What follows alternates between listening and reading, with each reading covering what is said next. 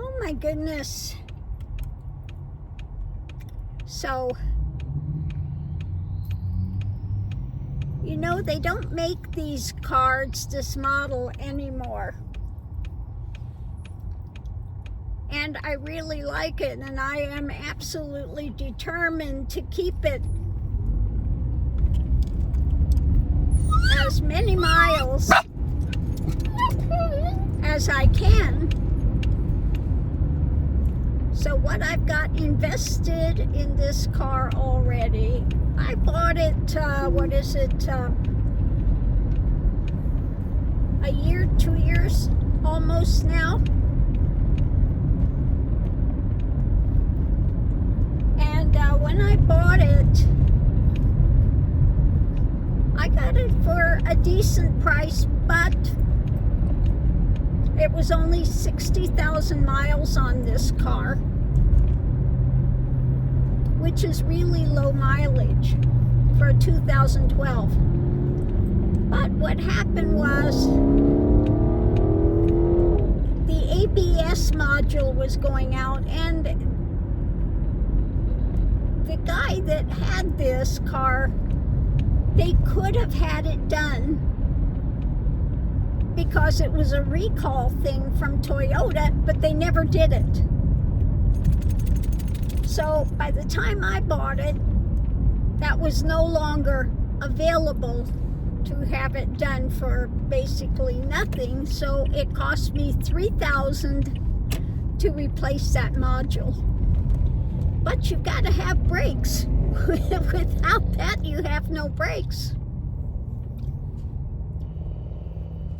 So yeah, I paid, and that was still okay. I still think I got it for a decent price, even with paying the extra $3,000 to get that module changed. And since then, I've been doing, of course, my regular oil changes with the 020 oil. And but it started burning oil, which is another thing that happens with this car this year of the Prius V. The pistons start getting they start getting gunk on them and stuff. So this last oil change, I started using the Valvoline,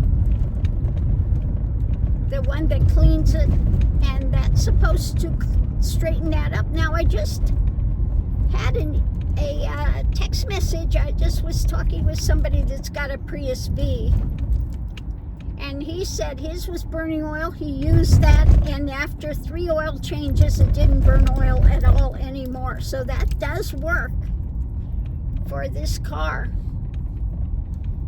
So that's what I'm using now, the Valvoline, so that I don't have any oil burning issues. Now, the other thing I just did, every 60,000 miles, you should be changing all of your fluids. Your brake fluid, because it gets water in it. Your transmission fluid, it gets dirty. You don't want to flush it. You just want to have them empty it and put new in. Your coolant, every 60,000 miles you want to change that too, because it becomes acidic and starts eating up in your engine. So all of the fluids should be changed every 60,000 miles, and that runs about $1,000. You know, it's not cheap. Now, I just went in for the last maintenance again that you should be doing every 50,000 miles. And it's never been done for this car. So I've got to do it, because if you don't do it, it can blow your head gasket. And what is that? The EGR coolant system. And to change the valve in that and the cooler, I'm putting all new parts in, They put new gaskets in, all of that. And that runs a couple thousand. Yeah, runs you a couple thousand to do that. But that beats blowing a head gasket later down the road and having to have that redone and rebuilt. So, you know, about every 65,000 miles or so, those are the maintenances and the upkeep that you do if you want to keep your car running like new for miles and miles and miles and miles. Now the other thing I did one other thing too. I changed the struts and the shocks. I just changed those not too long ago. And of course put good all-terrain tires on them. So, you know, I really do keep up with the maintenance, and I think so many people don't know about the maintenance that you really need to do.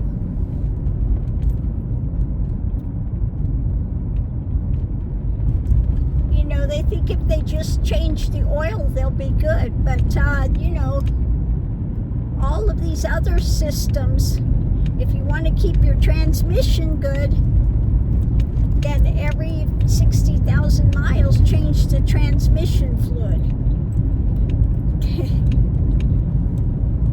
So that's what I've been doing. I've been investing the money because, again, they don't make this vehicle any longer. And I happen to like it. It's a good size, and again, you get good gas mileage. So I am going to try my best to invest the money in it to keep it running like new, okay? So it behooves you to check things in your car, especially, you know, now if you have a car that's not a hybrid, you got to check in your timing chains and all of those things as well. Because if that breaks, your timing change or whatever, it can ruin your whole motor. Yeah. If those snap, if those go out, your whole motor can be totally trashed. You'd have to put a whole new motor in your car. Which is sometimes cheaper than having, you know, them tear it apart and rebuild it. You can get a rebuilt motor for maybe cheaper than having them do it now.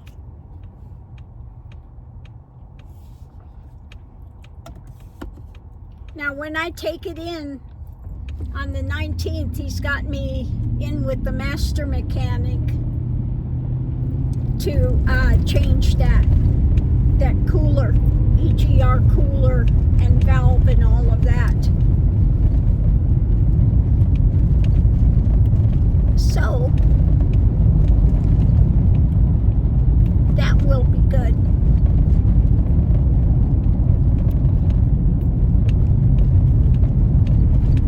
Because like I said, I want to be able to keep this car and see, I wonder if I can get it over, you know, 1 million miles.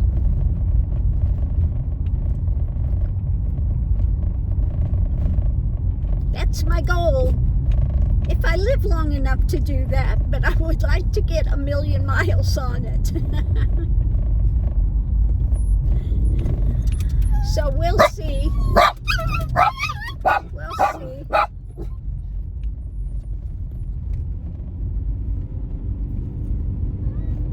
Happy puppies. They got new vests today.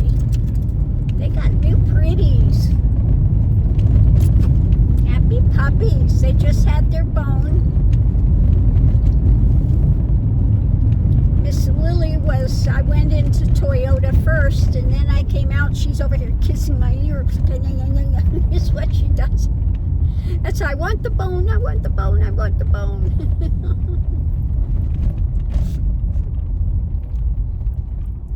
They do have their ways of expressing themselves for sure. Yep.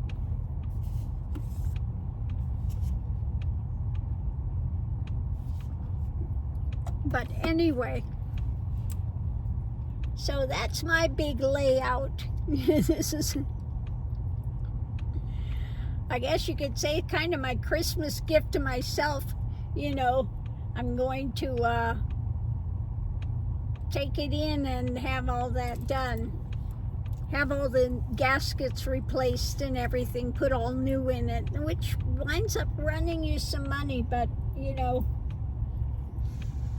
it's worth it. You don't want to have it put in there and then have one of the gaskets go bad or something. So, but yeah, taking care of the gypsy.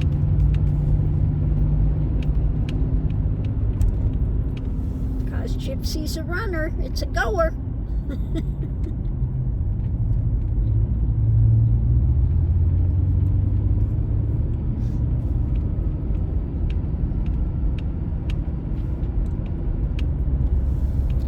But especially, you know, if you're someone that's living in your car or van or whatever,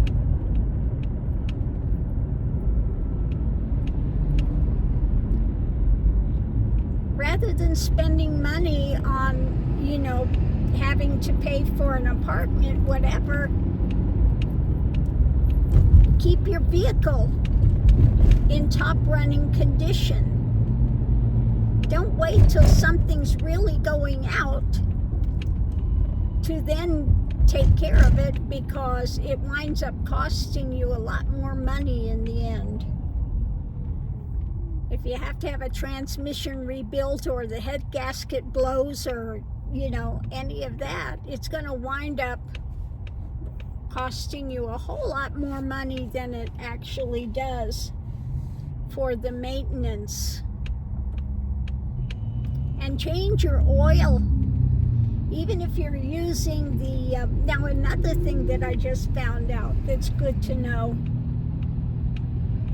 is 020 synthetic is a thinner oil. It's good for the winter, but if you're living in a real hot climate, they're saying now, what I was seeing on there is 530 for the summer months,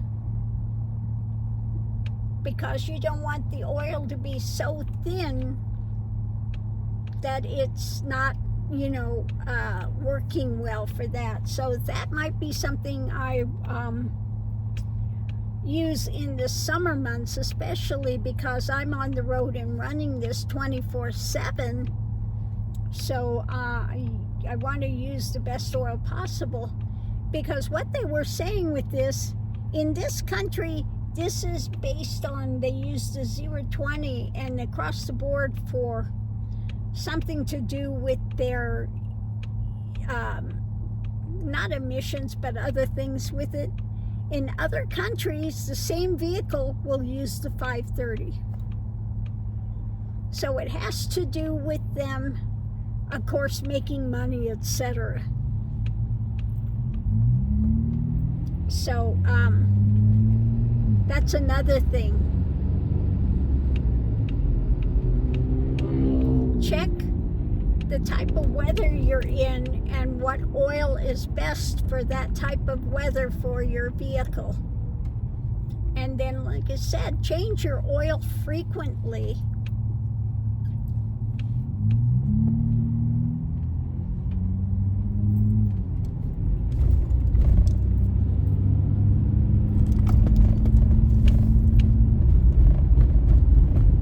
So yeah, that's it. We're off and running.